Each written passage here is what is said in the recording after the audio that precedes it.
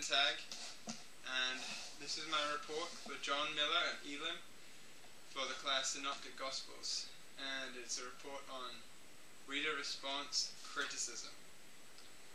The reason I've chosen this topic from Bloomberg's book is because I'm a big fan of art. With art,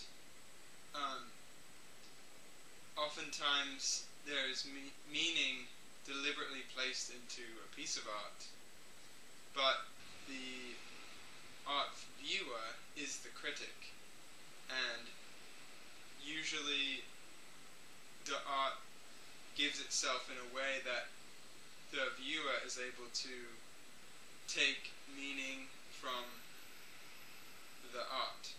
This is in much the same way that reader response criticism works, in that in any given text there is a reader, and when the reader reads a text, that reader draws their own interpretation of the text.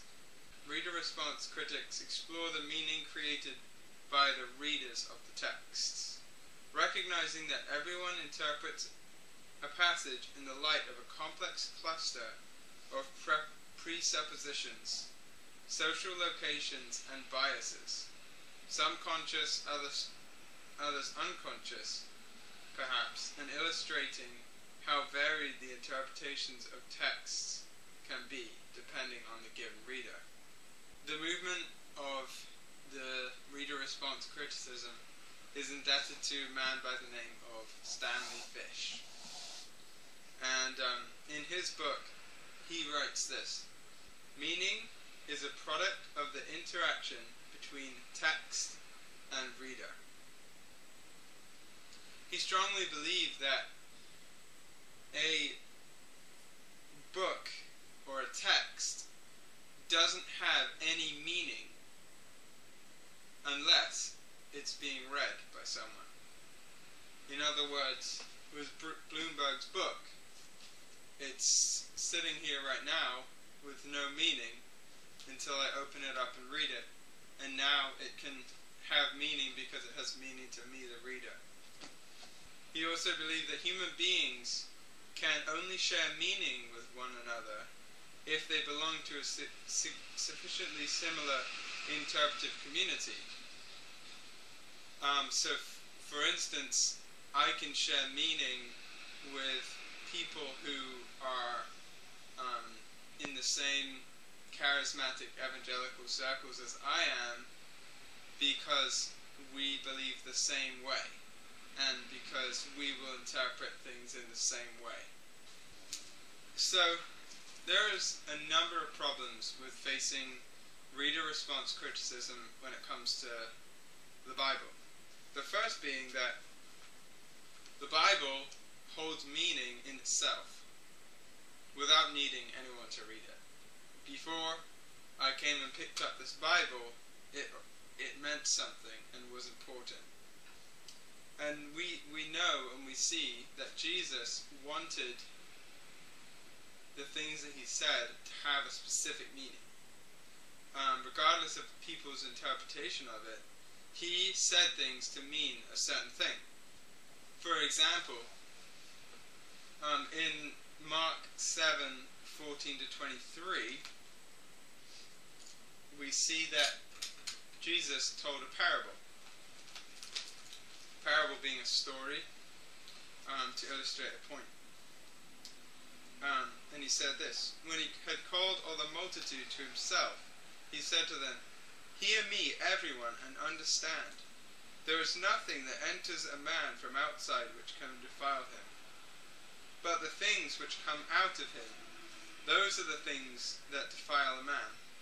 If anyone has ears to hear, let him hear.'"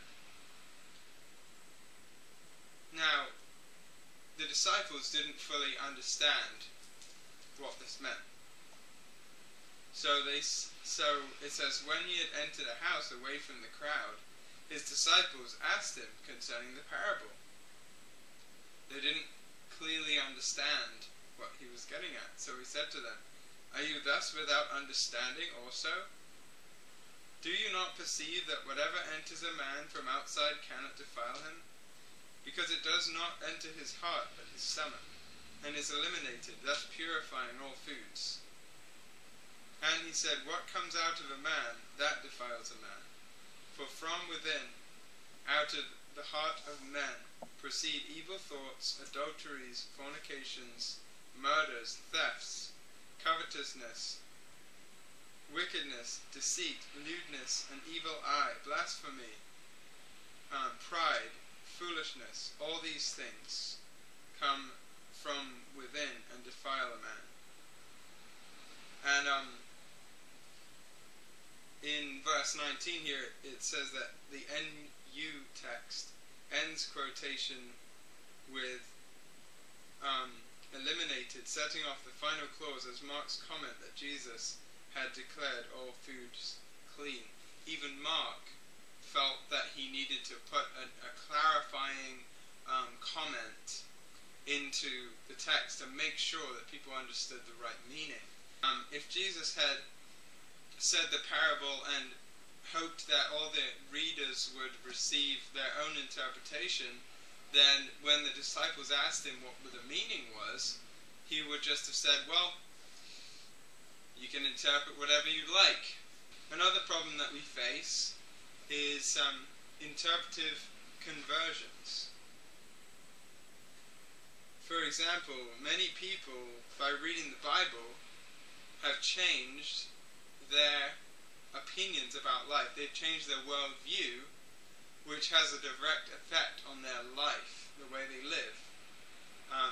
And if they were interpreting it based on what they already knew and based on what the biases that they already had, then it wouldn't be able to change their life. A good example of this is Lee Strobel, and he wrote a book called The Case for Christ. And he was a man who was an atheist. He truly didn't believe in God, and he had been raised that way, and he sought out in his studies to disprove Christ and show that Christ had never really existed. And through his study of this, he actually realized that he was fighting against the truth, and he accepted Christ. That's an example of interpretive conversion. When it comes to reader response criticism, it's really important that we realize that although it has some valid points, there has to be a point where somebody who writes something can say, yes, that's what I meant, or no, that's not what I meant.